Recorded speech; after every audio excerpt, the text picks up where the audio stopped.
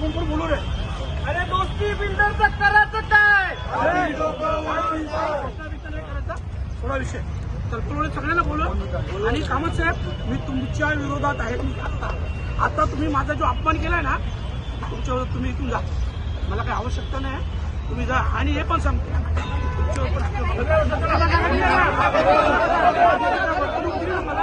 मला जी वागणूक तुम्ही दिली ना, शांततेचे आंदोलन करा.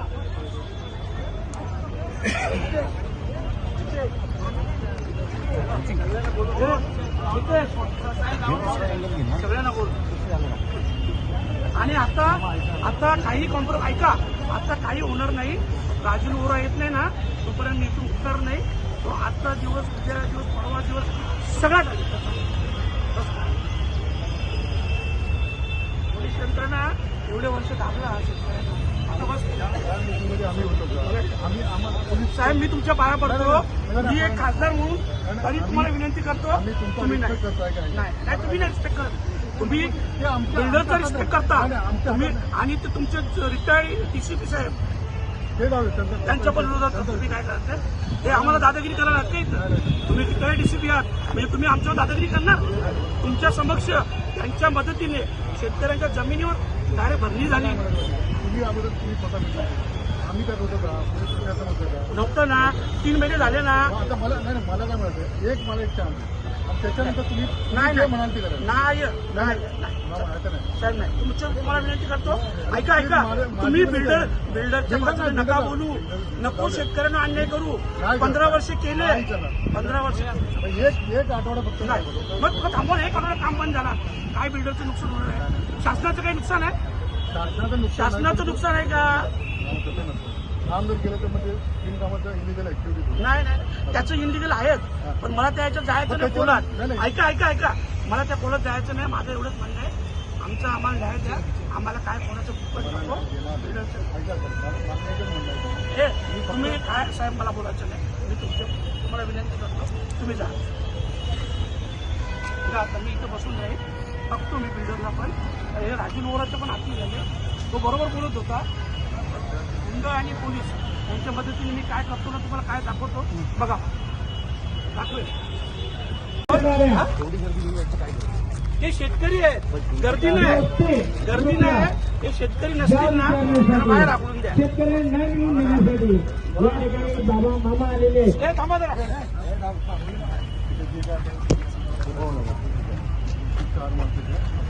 बघा सर, पहिले सांगतो, विषय 15 वर्षापासूनचा आहे.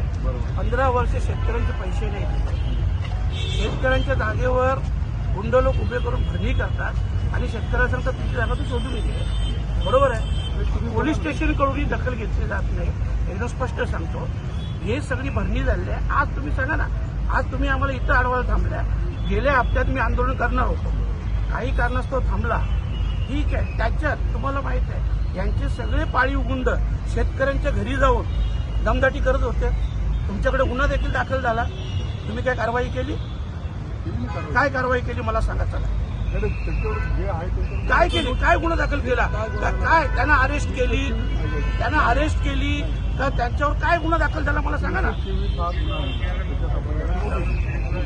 324 नाही, त्यांच्या घरी जाऊन जर दमदाटी करतात तर 324 कसा लागेल? कोण? का नाही? ते आले नव्हते तुमच्याकडे? आलं होतं ना कुणाला पाटील? आलं होतं ना, दाखल केलं ना गुन्हा. मग तुम्ही तो सरपंचांनी मारहाण केली तो दाखल केला आणि त्याच्या घरी गेला ते दाखल नाही केलं. सांगितलं ना साहेब, सांगितलं. तुम्ही जबाबात घेऊन नाही घेतलं. सांगितलं ना साहेब. मी तुम्हाला सांगतो ना साहेब, बघा आता आमचं साहेब आहे का, मी 3 महिन्यापूर्वी पण राजू वोराशी बोललो होतो. त्याचं स्पष्ट म्हणणं आहे हमारे जो गुंड लोग है और पुलिस लोग है वो तुमको देख ले, तुमको जो कर. अरे मी साहेब बघा ना, आता मी तुम्हाला सांगतो, मी 3 महिन्यापूर्वी बोललो, आम्ही 3 महिने थांबलो. त्याच्या मॅनेजर लोकांना मी 5 फोन केलेला. असं ना, मी मॅनेजर लोकांना राजू वोराला तर सोडा, त्याला तर कॉल केले, मॅनेजरांना पण 5 कॉल केले. बिलकुल प्रतिसाद नाही. गेल्या हप्त्यात झाला. त्यांनी तुम्हाला जर सांगितलं असतं, तुम्हाला सांगतो उनको बुलाव, हम बात करने के लिए तयार है. मिटलंच लगा नाही. आजही त्यांचं स्पष्ट म्हणणं आहे, तो सब पुलिस देख लेगी और जो हमारे वहाँ के लोग हैं ना, गुंडा लोग, वो देख.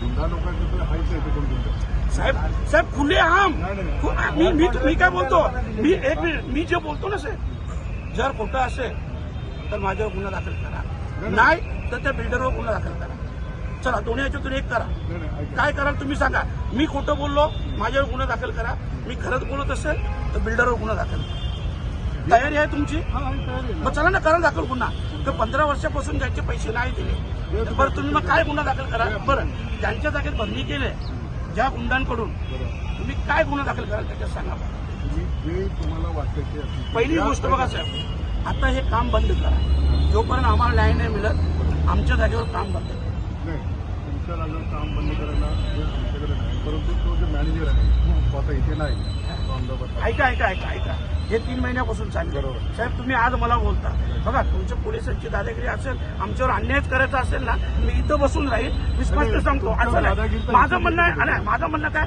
काम बंद ठेवा आमचा आम्हाला हक्क मिळाला त्याचं काम करावं आम्ही विरोधात कुठे आहे काम बंद करायचा विषय कुठे तुमची जी कमिटी म्हणजे तुमचं म्हणणं आहे जे चालले ते योग्य चालले काम नाही बंद करू शकत नाही तुमची जी कमिटी आहे स्वतः कमिटी घ्या तुम्ही बोला त्यांच्याशी जे काय तुमचं जे आहे तुम्हाला जे पाहिजे 3 महिन्यापासून बोलतोय ना हो म्हणजे आता तो राजे नाही साहेब ऐका ना त्याला विनंती केल्यानंतर तुम्हाला भेटला 3 महिन्यापूर्वी त्याला मी विनंती केली तर सगळ्यांचे व्यवहार चुकते कर शेतकऱ्यांना काम दे हा बोलला त्याच्यानंतर 3 महिने नाही साहेब तोपर्यंत काम बंद ठेवा आणि हे पण सांगतो तुम्ही काम नसेल बंद ठेवा आम्ही इथं बसणार बाकी तुम्हाला काय आमच्या कारवाई करायची आमची